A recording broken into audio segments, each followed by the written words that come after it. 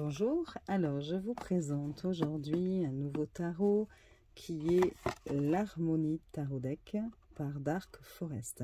Je vous ai présenté dans une précédente vidéo justement un autre jeu de cette boutique ou de ce créateur. Je ne sais pas si vous vous rappelez, c'était celui-ci. Voilà. Donc là, c'est un autre tarot, mais alors dans un tout autre registre. Bon, je pense que vous le voyez très vite. Autant l'autre était vintage, autant celui-ci est plutôt très coloré. Et puis, enfin très coloré. Bon, il n'y a que 2-3 couleurs, peut-être 4. Voilà, sinon, il n'y en a pas d'autres. Mais voilà, il va être beaucoup plus moderne. Les cartes vont être glacées. Alors que l'autre, c'était plutôt comme du carton. Bon, voilà, il y a vraiment des différences entre ces deux tarots. Donc, la boîte, c'est une tuque box. Hein, voilà, comme l'autre. Très jolie. Hein. Après, il faut aimer le violet. Hein, donc, avec ces cartes-là, parce que sinon, ce n'est pas la peine. Donc, je vous montre. Il y a exactement le même livre que dans l'autre. Et comme je vous disais dans la précédente vidéo, il n'est pas spécifique à ce jeu de tarot, il parle du tarot en général. Donc vous avez une introduction qui vous explique un petit peu les bases du tarot, qui vous parle du tarot Rider-Waite-Smith. Et puis après, vous avez un tirage à une carte, 2 tirages à 3 cartes, passé, présent, futur, situation, action, devenir. Je passe vite, hein, parce que comme j'en ai déjà parlé dans la précédente vidéo. Et puis bon, c'est vraiment un petit livret très succinct. Vous n'avez que des mots-clés à l'endroit et à l'envers pour chaque carte majeure et pour chaque carte mineure. C'est la même chose et puis c'est tout. Voilà. Alors tout comme l'autre tarot, celui-ci, je ne suis pas sûre qu'il pourrait convenir à quelqu'un vraiment qui débute dans l'étude du tarot. Parce que, enfin, vous allez voir, hein, c'est pas la peine que vous allez vous en rendre compte tout seul. Donc, le dos se présente comme ceci. J'aime beaucoup. Bon, un style complètement différent. Hein. Vous avez de dessiner des roses, je crois. Ouais. Alors, vous avez un peu de reflet, hein, parce que comme c'est glacé, j'essaie de faire attention avec les lumières. Donc voilà, l'épaisseur de la carte, alors vraiment tip top. Au niveau de la taille, je vous montre avec un autre tarot classique. Vous avez exactement la même chose que l'autre jeu de Dark Forest. Vous avez la même hauteur et la largeur qui est un peu plus importante. Voilà. Alors, les cartes. Donc, les cartes, c'est du doré, du noir, du rose, mais surtout du violet. Alors, c'est marrant parce que avec la caméra, ça ressort un peu plus en bleu. Alors que, ouais, attendez, je regarde comme ça, non, ça fait plutôt violet en principe. Hein. Vous voyez? Ouais, c'est entre violet, bleu, je sais pas trop comment on pourrait... Moi, voilà, je les vois violettes. Je les vois plus violettes que bleues, voilà, mais la caméra les fait ressortir peut-être un peu plus bleu. Donc voilà, donc là vous avez le fou.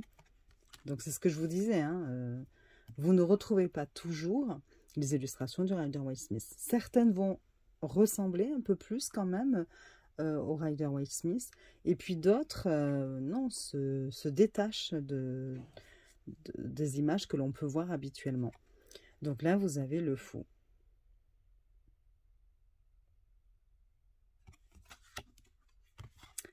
Le magicien.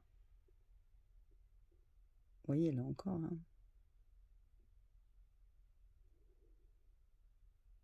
Vous avez les signes astrologiques. Hein. Sur certaines cartes, je ne sais pas si elles sont sur toutes, je ne crois pas.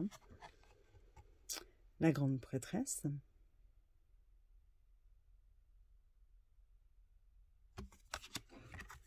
J'espère que vous n'avez pas trop de reflets. l'impératrice,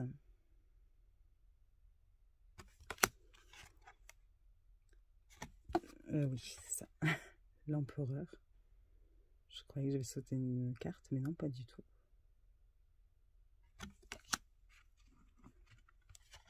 Le hiérophante.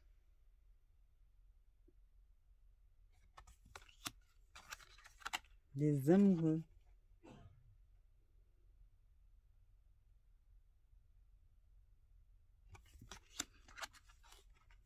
Le chariot.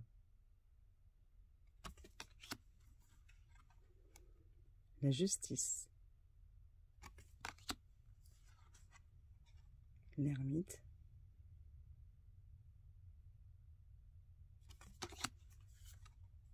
La route fortune. La force.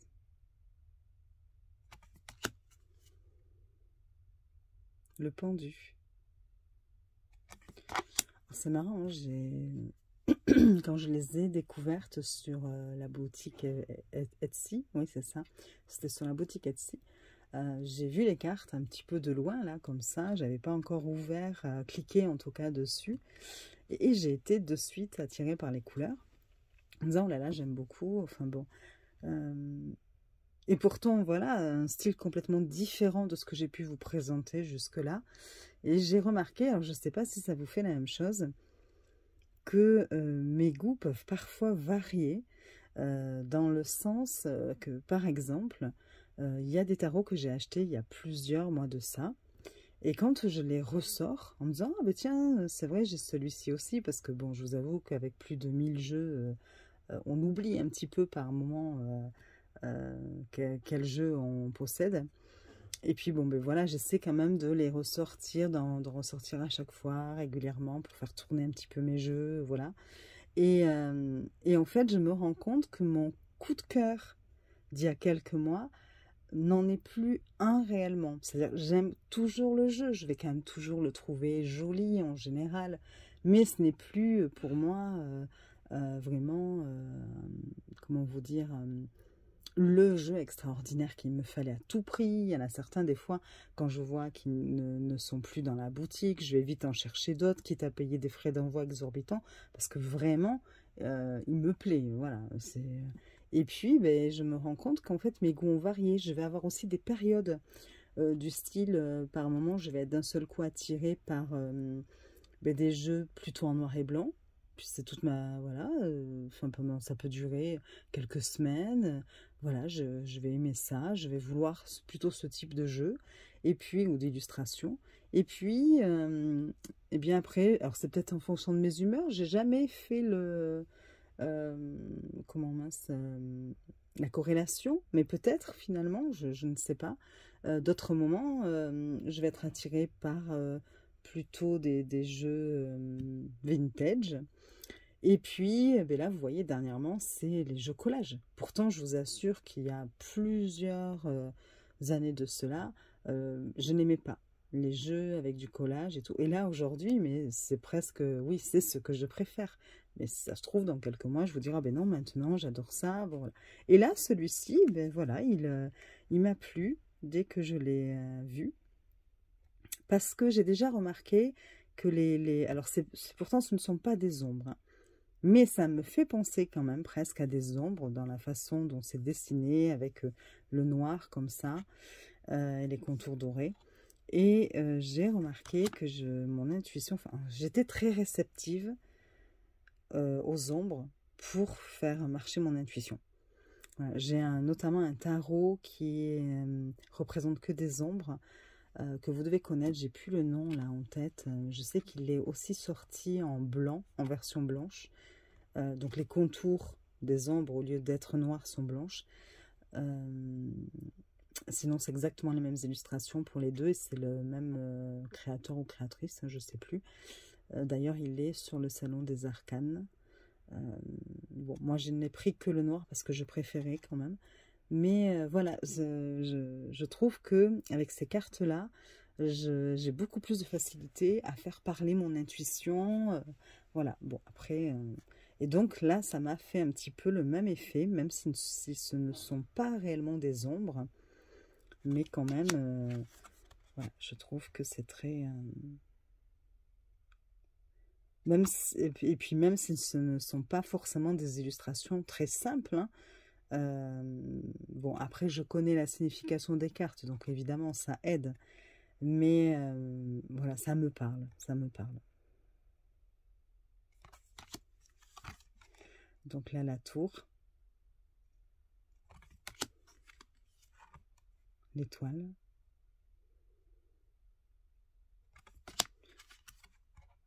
La lune. Le soleil. Bon, là, ça reste très simple hein, comme illustration. C'est sûr qu'il n'y a pas de chichi ou de fioriture, voilà, mais j'aime beaucoup. Le jugement et le monde. L'as de bâton. Le 2 de bâton. Vous voyez, là, c'est pas forcément simple à deviner la signification. Hein. Le 3 de bâton. Alors que là, ça ressemblerait un peu plus au Rider-Waite-Smith. Voilà, même s'il y a des différences, évidemment, mais on retrouve déjà un peu plus l'illustration. Là aussi, avec le 4 de bâton.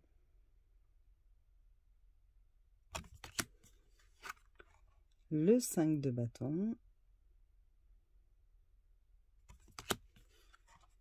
Le 6.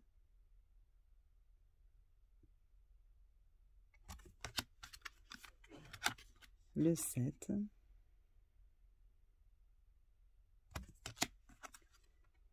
Le 8.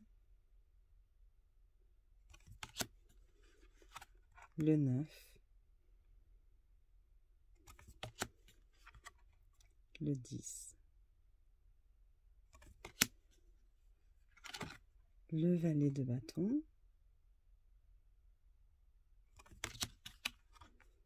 Le cavalier de bâton. J'espère que vous voyez bien qu'il n'y a pas trop de reflets ou d'ombre.